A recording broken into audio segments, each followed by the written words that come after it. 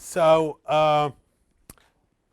now, so Dedekind starts this program of starting.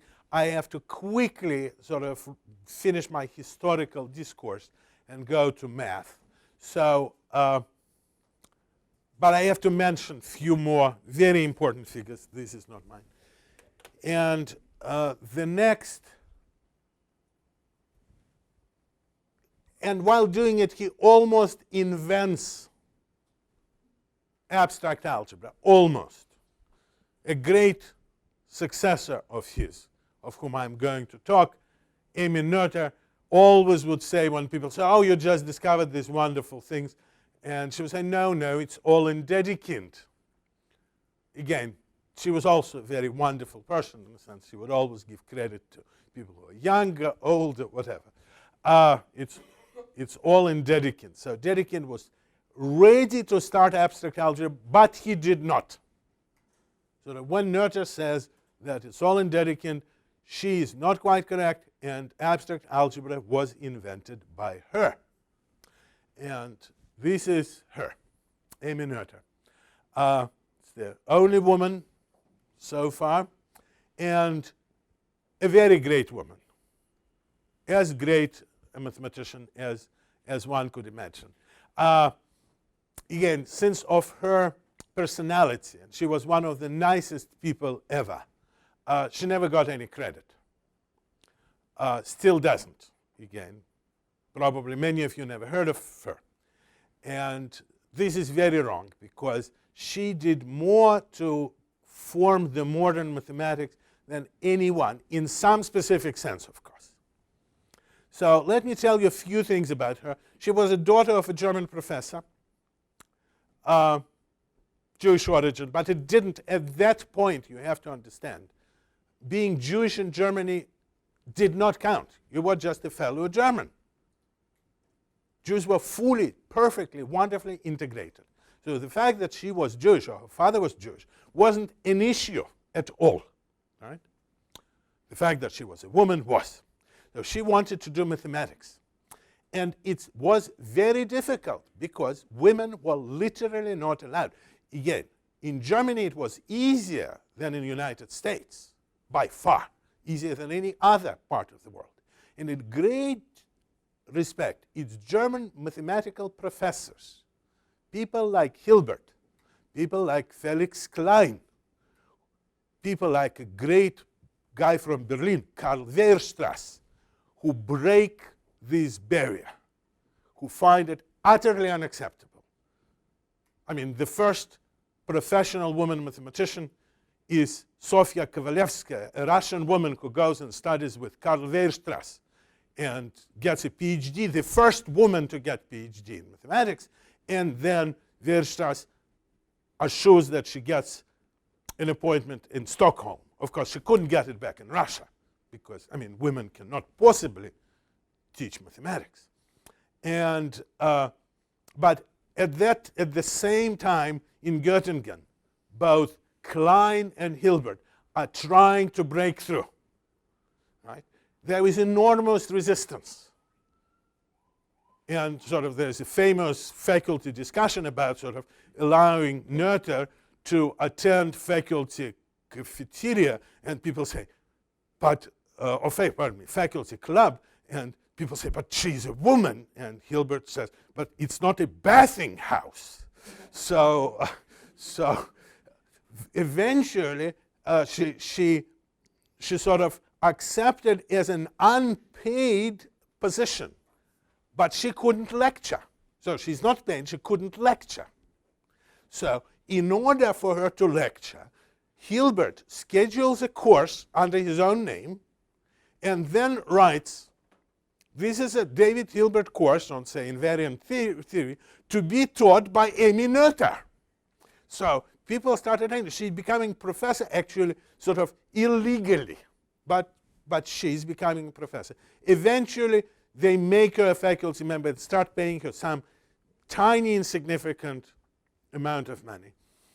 Well, in the meanwhile, she does fantastic work in invariant theory. Then she does something in physics so profound that a certain fellow by the name of Einstein, you might have heard of him, says it's the deepest result in physics there is. That's not a bad thing. If you do something and Einstein says it's the deepest result in physics, it's known as a Noether theorem. And I cannot quite explain what it means, but what it actually means is that you know about conservation laws? Energy, momentum, circular momentum, all this stuff. For every conservation law, there is a corresponding symmetry. And symmetries and conservation laws are tightly connected. Couldn't do more than that. Would love to. But so she invents that, and then she invents abstract algebra.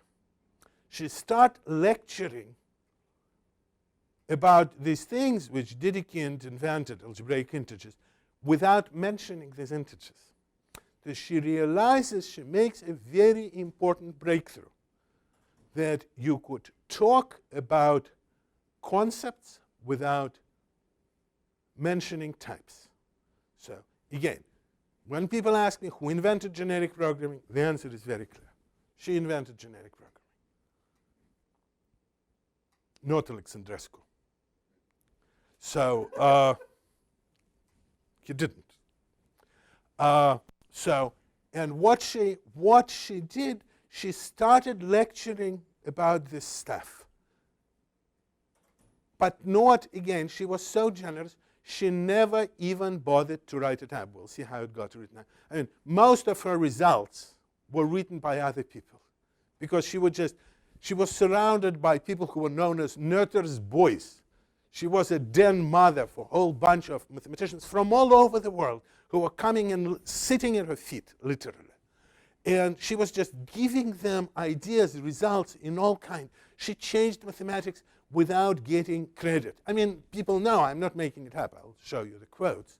So then, for a while, she becomes very close to at least one Russian mathematician, Pavel Sergeyevich Alexandrov, founder of general topology, a very great mathematician in his time. And he invites her to Moscow. She goes to Moscow, lectures there, becomes very friendly with Russian mathematicians, and sort of influence, in some sense, the modern Russian mathematics, especially Moscow school, in my opinion, was dramatically influenced by this long visit by Noether.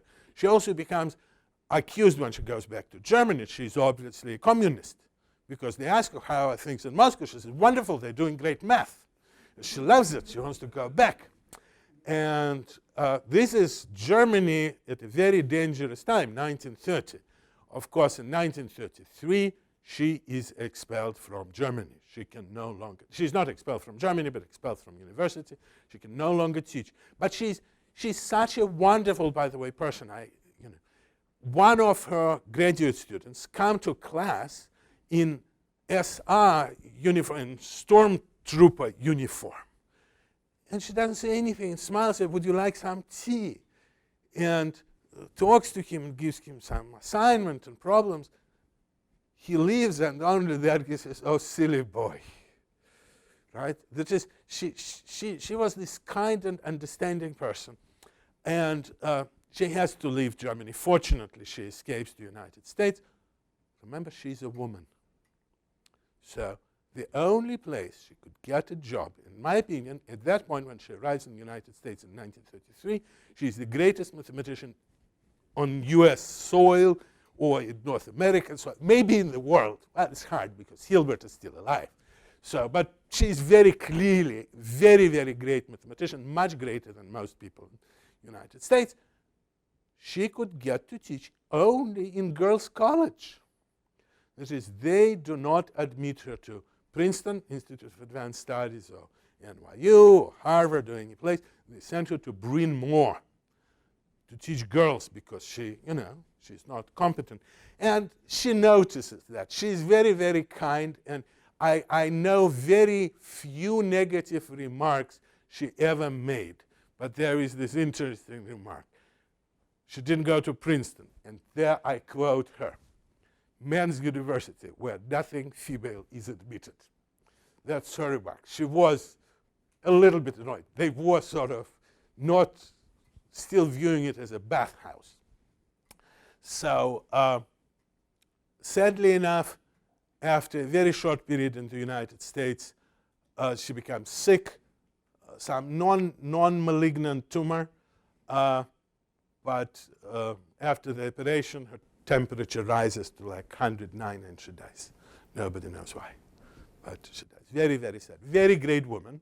And she invented abstract algebra. Now, a couple of witnesses. Alexandra, somebody who studied with her, who brought her to Moscow, who himself became a world-class mathematician in a different area, not in algebra, in topology, which he sort of invented together with Hopf. And he says, she taught us to think in terms of simple and general algebraic concepts, right? Not Alexandrescu, her. Now, the second quote is from a person we're going to meet immediately, is that for Noether, everything became disembodied. He saw things in terms of conceptual relationship, not in terms of implementation, right? And remember the name, Bartel van der Waarden. He was one of her boys. He is a very young kid of 23 years old. He goes to Göttingen as a postdoc, right? And attends her lectures and puts it all in the first abstract algebra book, where he acknowledged that they're based on her lectures. And it's based on lectures by Artin and Noether, but it's Noether. He also attended Artin. Artin was good, but not as good as Noether. And that's the first abstract algebra text. At that time, it was called Modern Algebra, because it was like as modern as it comes, published in 1930. That's the beginning. That's the first book which tells group, ring, field, module. There are no books like that. It just did not exist. That's the first book. It's a classic. Do not buy it. Too complicated. Right? It's a great book. It's a great book. And that's, sadly enough, just funny bit of personal information. Unlike Param, I didn't learn Euclid's algorithm in elementary school. I learned it, believe it or not, from van der Waarden, which is an utterly wrong place to learn. But that's, my life was misspent. I did everything in wrong order. And this book was, it was a bomb. You cannot imagine the impact of this book on mathematical community, because old mathematics, and of course we tend to over dramatize as people. Something new comes, we think that all the old stuff is old. It's like now, obviously, iPhone is the greatest thing ever invented. You all know that. Trust me, your children will just say, iPhone? But at that time, this is far greater than iPhone, guys. But it was an enormous explosion. Lots of people thought that we need to redo mathematics completely.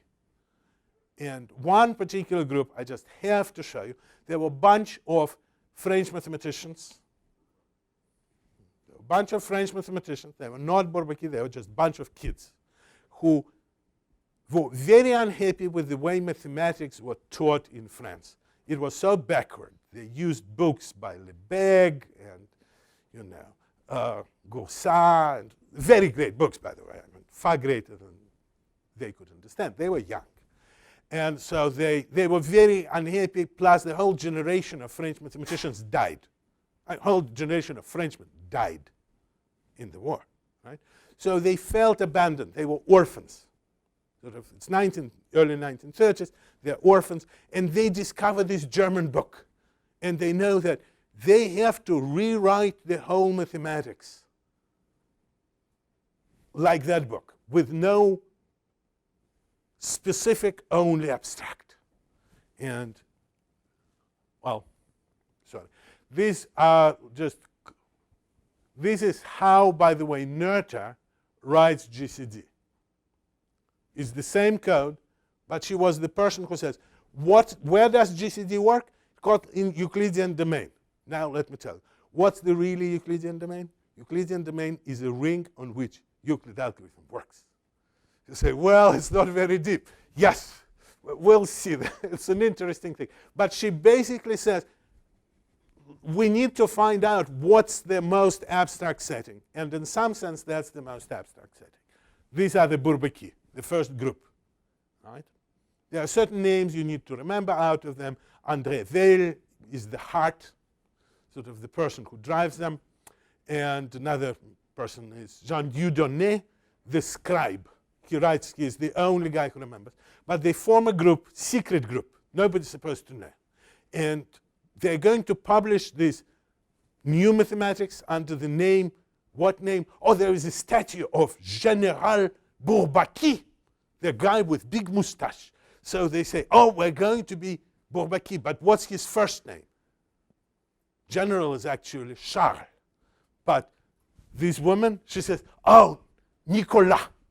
So comes Nicolas Bourbaki, who becomes, as one encyclopedia wonderfully puts it, the greatest non-existing mathematician.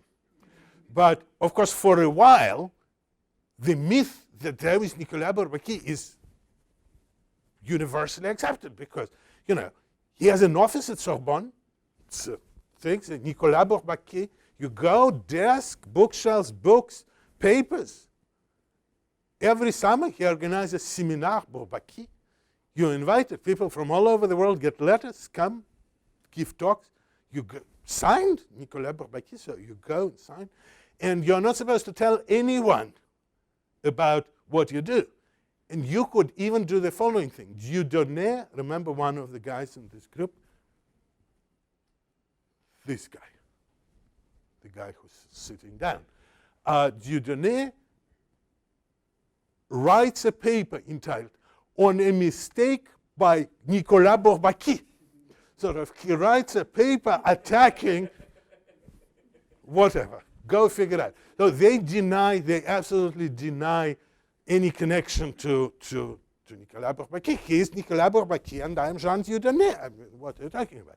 So, and apparently the meetings were wonderful. They fight, they scream, nobody ever listens to each other. But then they produce volume after volume after volume of these totally abstract books. They invent a couple of things, you know. I've seen this dangerous bend. Knut uses that. They introduced it. Empty set, this sign. They introduced him. By the way, the correct way, you talk about him because Nicolas Bourbaki, it's him.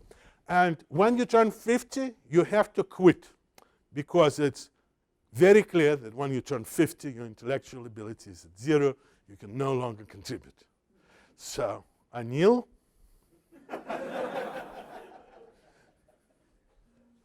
So for me, it's law. So a wonderful group. They cost, you know, as every activity, it has pluses and minuses, but everybody needs to know about them. This is a volume, just one of the volumes. Now, elements of mathematics, that's what they were building again. It's like going back to Euclid, we're producing elements. You know, the fundamental little pieces every mathematician needs to know. Incomprehensible stuff. I was polluted by them, but eventually recovered. Now, let us try to do some abstract algebra. A la Bourbaki. Okay? And we need to learn little things because, first of all, they are very important for you in general. B, if we follow through some stuff, you will see that, for example, all of the mathematics which we learn in the first journey becomes self-evident when put in abstract setting. The whole purpose of abstract setting, believe it or not, is not to make things incomprehensible. That too. But the main purpose is to reduce a lot to a little. Abstraction allows you to reduce stuff. Right? Sort of really great people like Knut, he doesn't need abstraction because he could remember everything he knows and, you know. But simple people, people like me, we need abstraction because it's a way of organizing knowledge. Now, the first basic thing which we already encounter is the notion of a group. Group, a set with an operation, typically designated, or at least on the first page of book on group theory, it will be designated by a circle. We'll see then, we eventually will forget about this circle. So, and two operations, circle and inverse operation. Inverse operation. So, for example, if we're talking about additive group of integers, plus is our operation, and minus, unary minus, is the inverse. And there is an identity, usually designated as E. Unless we're talking with additive group, then we designate it gently as 0, even if additive group has nothing to do with integers. Mathematicians are not as rigorous as you think. But E. And there are three fundamental laws. Associativity. We studied associativity. Identity. Inverse. Very simple laws. So with these three laws, we could do amazing mathematics. Just with this, nothing. We know nothing what these things do. We just know they obey these three rules. So, by the way, mathematicians sometimes use star instead of circle, but then invariably, after they say, we use circle to designate group operation, then they proceed writing XY, the way you learned. Right? If the group is abelian, never say that the group is commutative. People look down upon you. You have to say that it is abelian. Why? Because. Yes, but but why? It's, I mean, you could say commutative group. Should be. No, you have, it's commutative ring, but abelian group. Whatever. I mean, that's how it is. Do not argue. It's abelian group. Abelian means the operation is commutative. And if it's commutative, you use plus. That's like what you will see in the books. Now, very profound thing. It's not a theorem. It's just, if you like, is an observation. That any group could be viewed as a set of transformation group of its own elements. Let me explain. Remember our friends integers with plus and minus as the group operation? So 5 is 5. Yeah? But it also could be viewed as a plus 5 transformation. Takes every number and transforms it to n plus 5. 0 goes into 5, 1 goes into 6. So every element defines a transformation and moving of elements of the group, right? It's very whatever. And this transformation is invertible. Why? Because the opposite element will move it back. If you move by 5 and then you move by minus 5, we get back to the same place. It's not very profound. But it's a very profound intuition that a group is also a transformation group of its element. Now, transformation is 1 to 1. Again, it's a very simple thing, but let us prove it. If we have a bunch of elements, and we will see later why I want not just one element, but set of elements. So we have a set of elements, then if we have set S of elements, we shift it by A. So we get A times S. Right? It is going to have the same number of elements as S. It's not very profound, but first of all, we start with this set, yes? We end up with this set by just definition of what we do. So it's not more than n, but maybe two of them collided. Maybe there are collisions. Collisions cannot happen because let us suppose that they are equal. Then we could multiply both sides by inverse of A. Yes? Very simple operation. We just cancel, we are canceling out, and that means that this is equal to this. Everybody agree? Now I'm going like really slow because everybody accuses me that You could never understand what I say. So now, you see this, by associativity, I could regroup. Just regroup. It's regrouping, nothing else. Moved parentheses.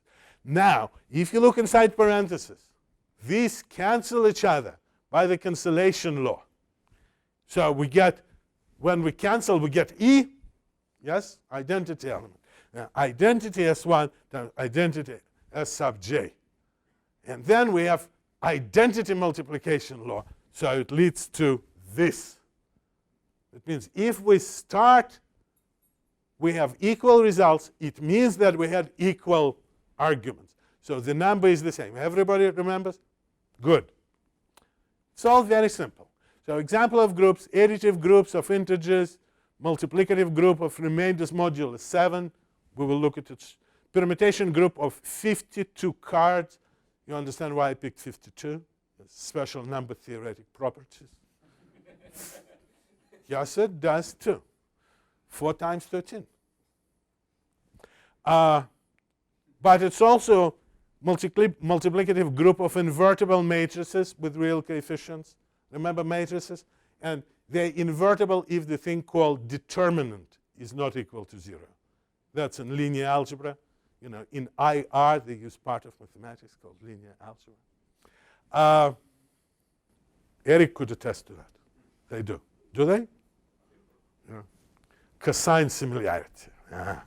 Group of rotations of the plane. So groups come, what I'm trying to say, groups appear everywhere with numbers, number theory, geometry, everywhere. It's just a very basic concept. Right? Okay. Kinds of group. Abelian group, you know what it is, commutative. Finite group. Anybody wants to guess what it is? Tom is willing to guess. Number of elements is finite. Finite cyclic group. It's one where there's one element which sort of generates all the other elements in its cycle. Right?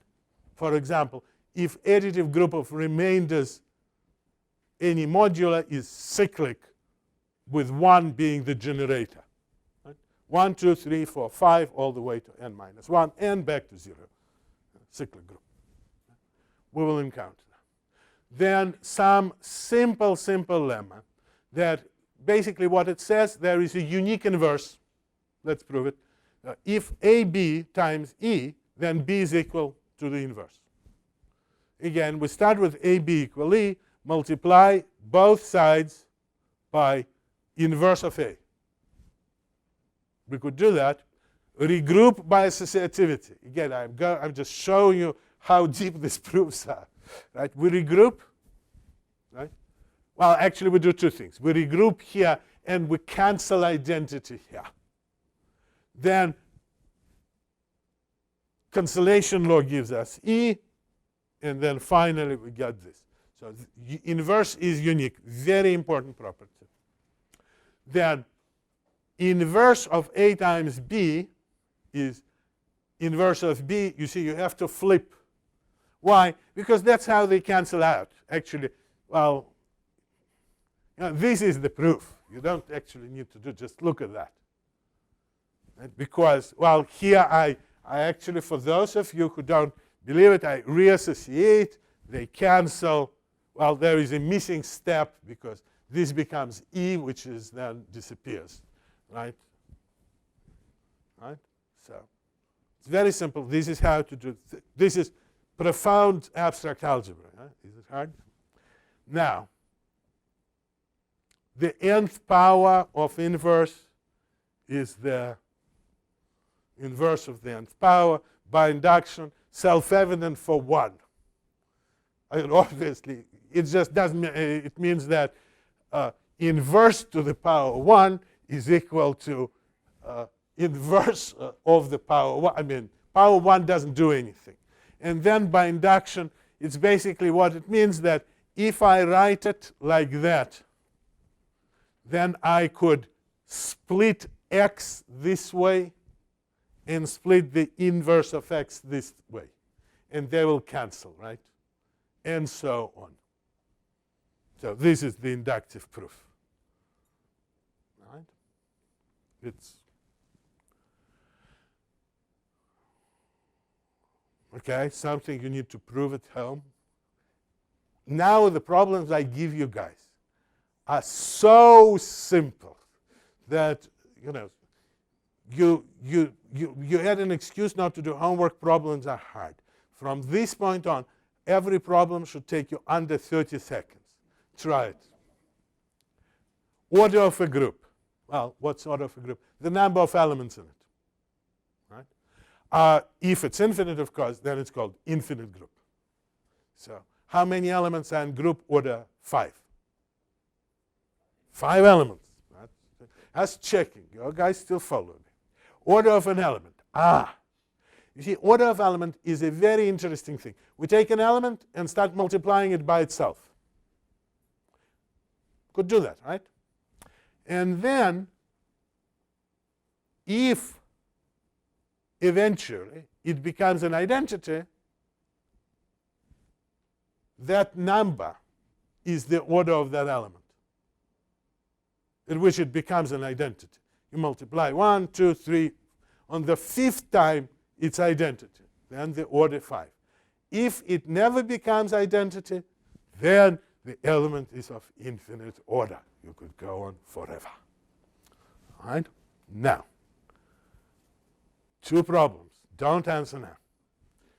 But try doing it at home. It's easy. Now, that is very important theorem. This is simple, but every element of a finite group has finite order. What is the trick? The trick is that we start a square, a cube, a fourth. And what I claim that before we repeat any of these powers, we're going to come to identity. We couldn't have a row-shaped orbit. It couldn't be a square, a cube, a to the 4th, a square.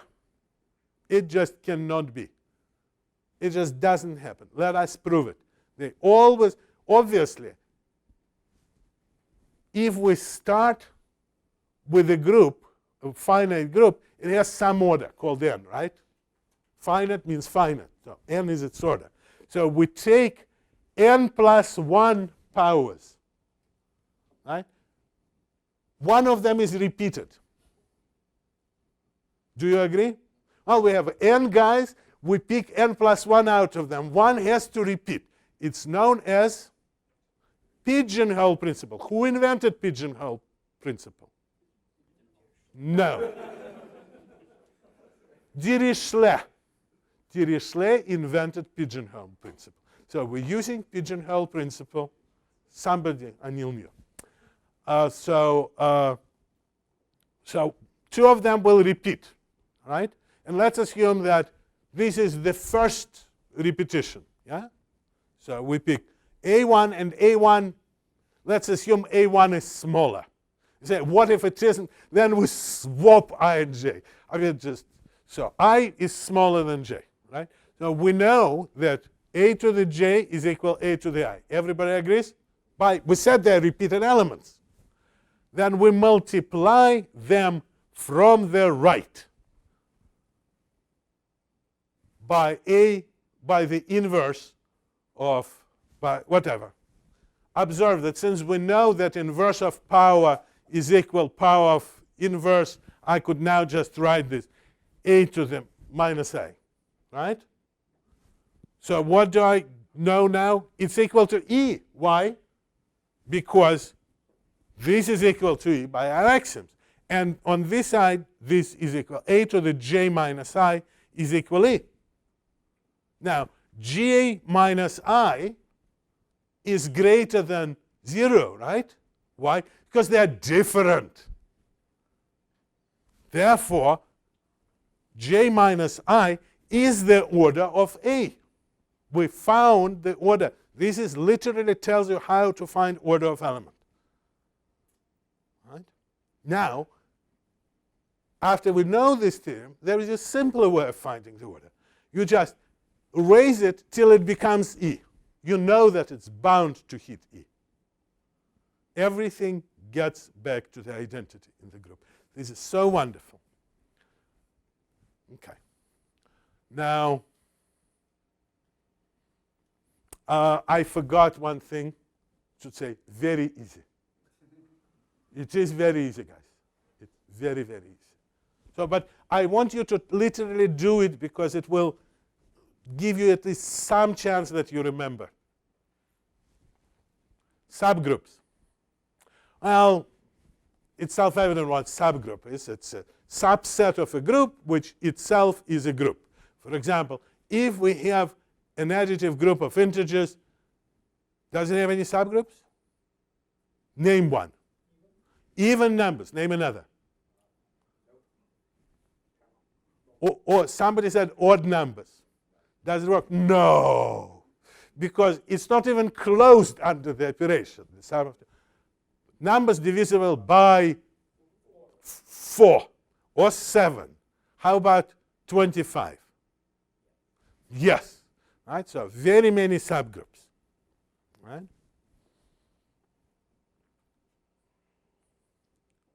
Now let's look at the subgroups of modulo 7. You've seen this table before. Well, always remember there is one very special subgroup, or actually there are two very special subgroups of any group. Any group, I'm going to lie, almost any group has two subgroups at least. What are the subgroups? First of all, itself. Every group is its own subgroup. You say it's not interesting, it's trivial. Exactly right. That's why it's called a trivial subgroup. There is another trivial subgroup. Identity element. 1 times 1 is 1. So there are always these two trivial groups. Remember I said I'm going to lie. There's not always two different subgroups. There's one case. There's only one subgroup. That is, if you have a trivial group with one element, then these two trivial subgroups collapse. Are there any other subgroups? I mean, we have a multiplication table. You should be able to see. Well, let me tell you. Look at the last guy. 6 times 6, 36. Or mod 7, it's going to be 1. Remember, it's always that n minus 1 square is equal 1 mod n. Just that's how it is. So there is a subgroup with how many elements? 2, 6, and 1. Do we see any other ones? Well, 1 to 4 is another subgroup. So you see, if we look 2 times 2 is 4, and 2 times 4 is 1. And 4 times 2 is 1, and 4 times 4 is 2. So it's all closed, that the inverses are there. Right? So just, it's simple stuff. Now, so whatever, you have to do some, it's easy. What is a cyclic group? Well, we encountered them. A cyclic group is a group generated by one element and its powers. Right?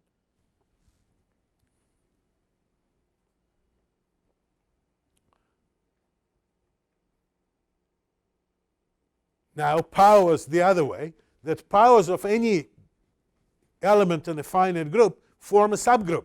Why? Well, it has an identity, right? Because eventually, when we reach the order of the element, we will get an identity. It's one of the powers.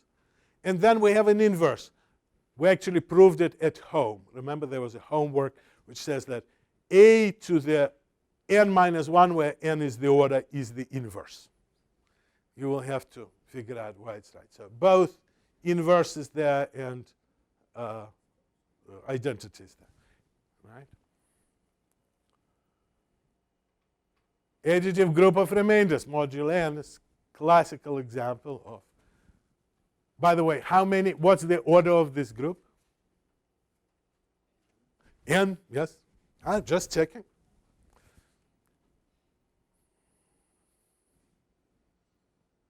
have to do it at home. It's easy, or everything. Prove that any cyclic group is abelian. Remember what abelian is? Commutes. Corsets. Now we're very close, yay close, to proving one of the deepest theorems in abstract algebra. Isn't that wonderful? The notion of a corset. If G is a group, H is a subgroup. Group is subgroup. Then for any element in the big group, there is a notion of a corset, actually left corset, of A by H. As a set of all elements A times H. You pick H from a subgroup, and A is any element. For example, let us do an example. It will become very clear. Additive group of integers. Yes, remember, we just looked at it. Now, what subgroup? Divisible by 4. Is it a subgroup? We agreed. We have, what I claim is 4 distinct corsets. We have a corset 4n, which will generate not by 0. It also will be generated by 4 and 8 and 12, because you know there are many corsets which will be identical. Then 4n plus 1, which will be generated by 1 and 5 and 9 and 4n plus 2 is another corset. So there is a subgroup, and it splits your group into these parallel things. What do we observe about them? Anybody sees any wonderful observations about the corsets? Yeah, the same size, and they're disjoint. But of course, we need to prove it. But this is the fundamental, essential property of corsets, that they are of the same size. Even when they're infinite, they're sort of the same size there. But for finite, they're for sure of the same size, in understandable sense. And they're disjoint. We'll see precisely what it means. Because sometimes they're very joint.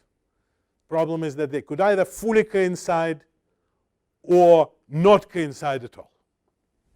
Now we need simple things. The number of elements in a corset is the same as the number of elements in the subgroup.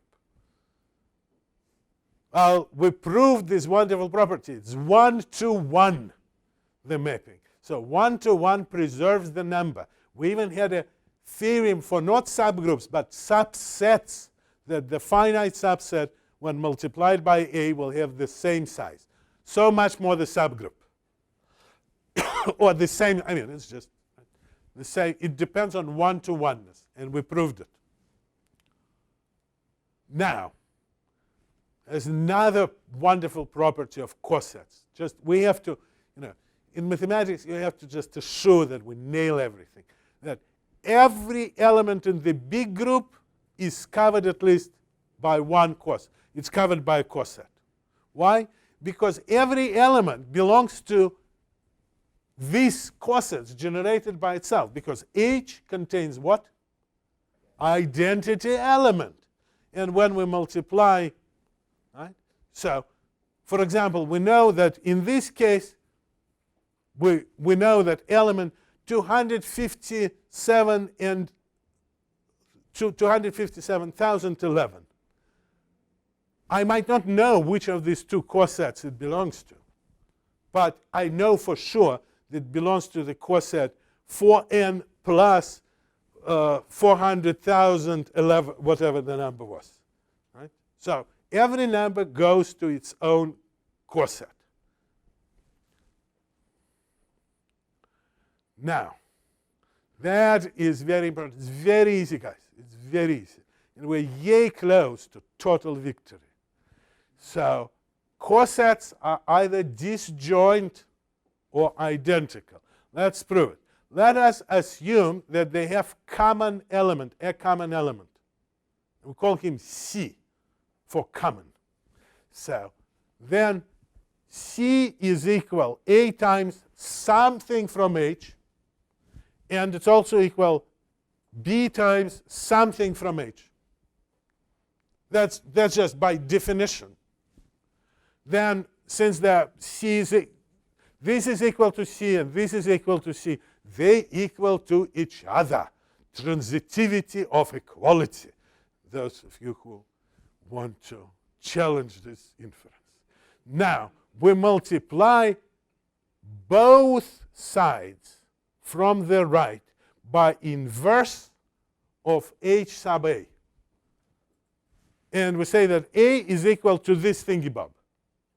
Now, this thingy bob is B times something from H. Why? Because this is from H, this is from H. Since big H is a subgroup, the product is closed under the operation. Just validating that we're following. Now, we know that for any x in small h, in big H, pardon me, A times x, which is all the elements in the coset generated by A, are going to be A times x is equal, we're just doing the substitution from here to there, is equal B times this quantity times x. So this thing, after B, H sub B, H sub A minus 1, and x, all belong to subgroup H, yes?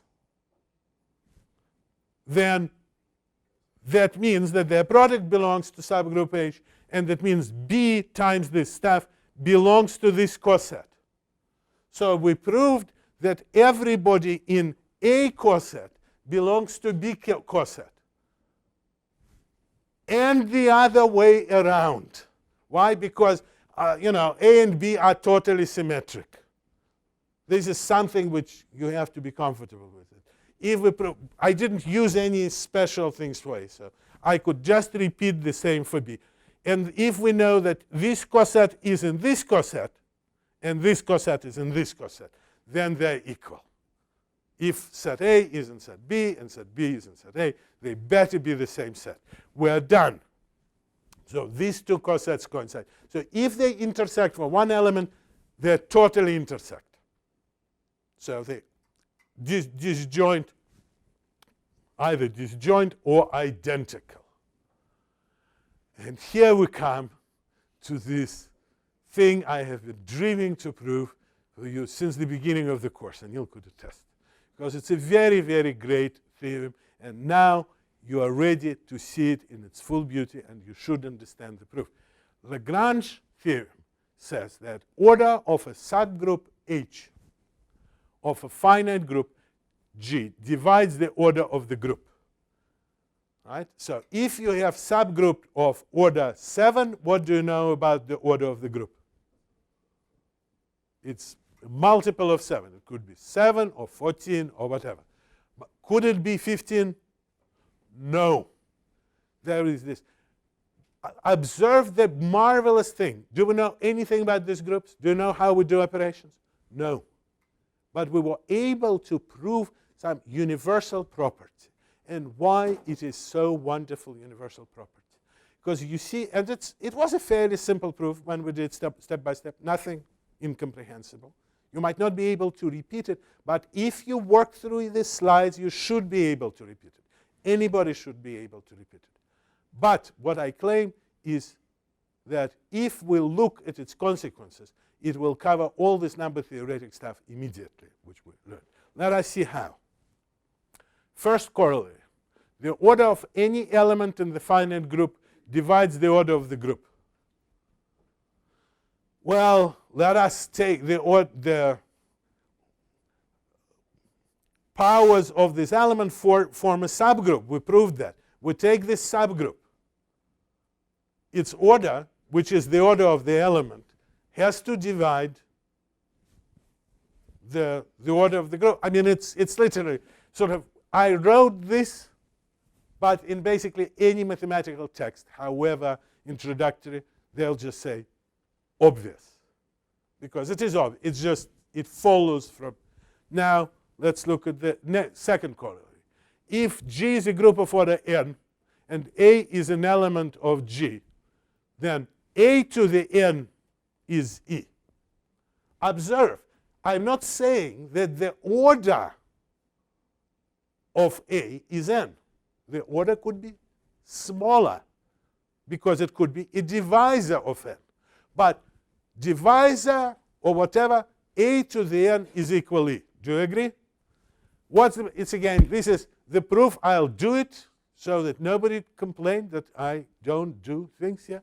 But so the proof is obvious. We know that if A has some order, let's designate it as M, then by Lagrange theorem, or by the previous corollary, whichever way, n is equal q times m. That, m divides n, right? Now, A to the m is equal to E, because it's order of the element. And A to the m to the q, which is equal to A to the n, is E. Why? Because E to any power, including q, is E. Therefore, A to the n is E. Right? So if we raise an element to the power of the order of the group, it is going to be the identity element. Now, new proof of little Fermat theorem. We take a multiplicative group of remainders. How many elements does it have? P minus 1. From 1 to P minus 1. Now, P minus 1 is the order of the group of the remainders. It follows immediately from the second corollary of Lagrange theorem. Basically, in other words, it's obvious. I mean, there's nothing to say. It's literally this. Right? Now, but there was this all very complicated Oilless theorem, which you, of course, do not remember. But Oilless theorem says that if you pick A, which is co-prime with n, and raise n to the power phi of n, where phi is the number of co-primes modulo n between 1 and n minus 1, right? Then it's 1 mod n. You should vaguely remember all the RSA stuff. It's all based on that. Now, okay, the proof, do you know what I did? I copied the wording from the slide replacing the formula because it's the same. We take a group of co-prime remainders, invertible remainders. What's its size? Phi to the n. By definition, because what is phi to the n? Is the number of such elements. And when I raise A, which is also a member of this group, to this power, it's better be equal to 1 by Lagrange theorem or by the second corollary. Right? So basically now, and the beauty is that a whole bunch of results become, the Lagrange theorem is this universal thing which allows us to see many results as unified. Of course, the more interesting, I have to talk just, and I have time, a little more about the inverse of Lagrange theorem. That is, if I have a group of some order, does it mean that it has a subgroup for any of the order, for any number which divides the order? Like if I have a group of 640 elements, the order of 640. Does it mean that I'm going to have a subgroup of order